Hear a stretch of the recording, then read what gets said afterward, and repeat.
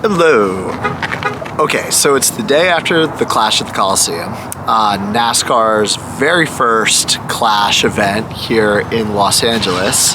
And I wanted to share a couple of thoughts about the experience. I was super stoked as a NASCAR fan that lives in Los Angeles.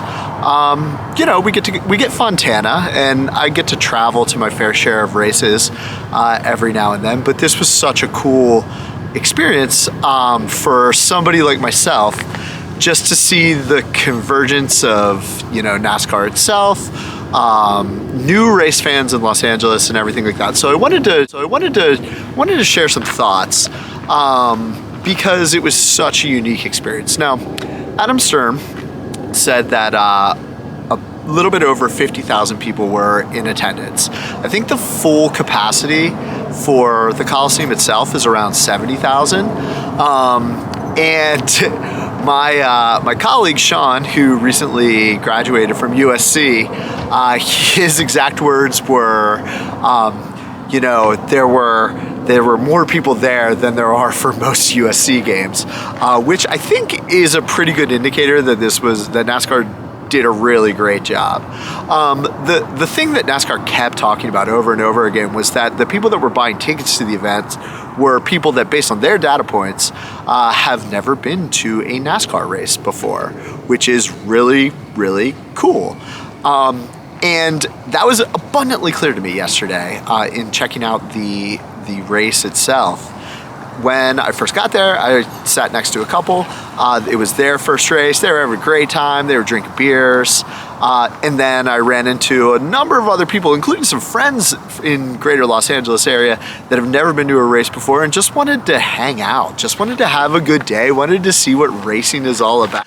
I know that the racing itself was a touch underwhelming. I mean, it's a quarter-mile track on a football field, and it didn't have that same feel that other short track racing does, like Bristol.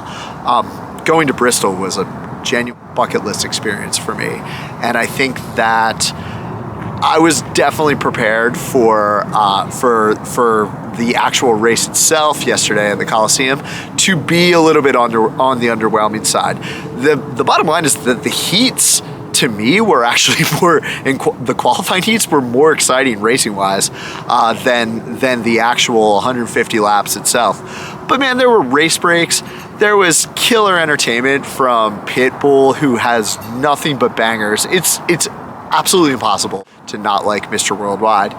And then the race break with Ice Cube itself was just cool. I mean, Ice Cube is from LA. He's, an iconic figure in these parts, and to lean into all of the kind of key identity of what makes Los Angeles so unique, it was NASCAR did an incredible job of producing it. The thing that I would compare it to is kind of like a wrestling show. At a wrestling show, that nothing matters. You're there, you get into it for entertainment's sake, and it's just a lot of fun. It's fun to be passionate and, have a good time at something.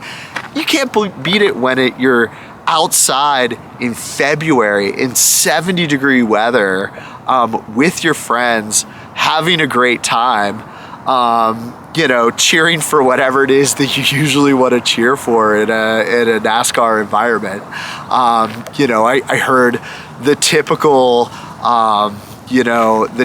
heel chants for Kyle Busch, and also a lot of good vibes and energy for Chase and Blaney and everybody else. It was really fun watching Kyle Busch try to chase down Joey Logano, in the last 20 laps of the race too. I thought that Kyle Busch was going to be able to itch him out, but Joey had the speed and maintained it. And it's also fun in typical short track racing style to see everybody catch up and lap each other and all of that.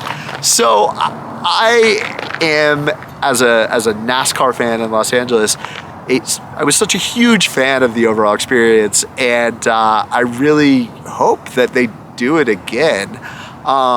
or I hope that they take the format and maybe apply it to other markets. The reason why I think that was so important to do it in Los Angeles is because it was a chance for NASCAR to kind of not redefine what its racing formula is or anything else like that.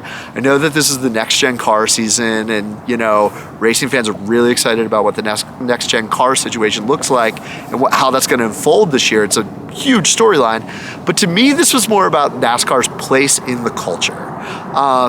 NASCAR it's not that they've been identityless, but where their cultural flag is planted as an experience is kind of been, it's been a topic of conversation. I think there's some debate amongst, traditionalist racing fans and people that are new to the sport and, aren't really into where the sport was 30 years ago, 40 years ago, 50 years ago. They just want to have a good time. And that's what NASCAR is at the end of the day. It's a good time. I can't tell you how many people in jorts and cut off tees of their favorite, of, Mark Martin and other 90s racers yesterday, completely ironically, but in the spirit of fun. And it's just fun to get into something. And I think that, in a lot of ways, yesterday was the perfect thing for people to have in the Southern California area. Of course, you can go see incredible racing in Fontana at Auto Club this year, or Vegas, Phoenix, etc., Sonoma for the road course. But it's just fun to have a day experience, and that's ultimately what I feel like NASCAR's new position is going to look like increasingly in the culture. These kind of day experiences where you go. Yes, there will still be some incredible racing at all of the iconic NASCAR tracks, but also giving people these kind of one-off day experiences to really enjoy what racing culture is all about, learn about the storylines and the traditions, and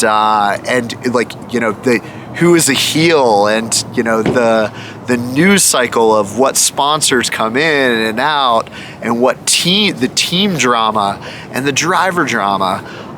And yesterday was such a great day to open that up to a wider cultural footprint than NASCAR's traditional cultural footprint. So I walked away with a incredible experience. And like I said, selfishly, I'm kind of hoping that they make this a tradition in Southern California. I also understand the need to, mix it up and try it in other places, but I feel like it worked out so well in Los Angeles. And if anybody said, oh, the stands were empty or whatever, you just saw video of the heat races before anybody got there. By the time the thing started and, the national anthem was happening with the flyover at around 3 o'clock, by the time all of that started, it was pretty full. It was definitely, like I said, Sean said there were more people there than there were for USC football games. I heard murmurs when I was kind of moving around the stadium after Ice Cube that there were places where beer was running out, and I think that's a pretty good sign of a successful event, all things considered. So I hope everybody had a good time. I sure did, and looking forward to doing it again sometime. Good work, NASCAR. You deserve a lot of props for pulling this off.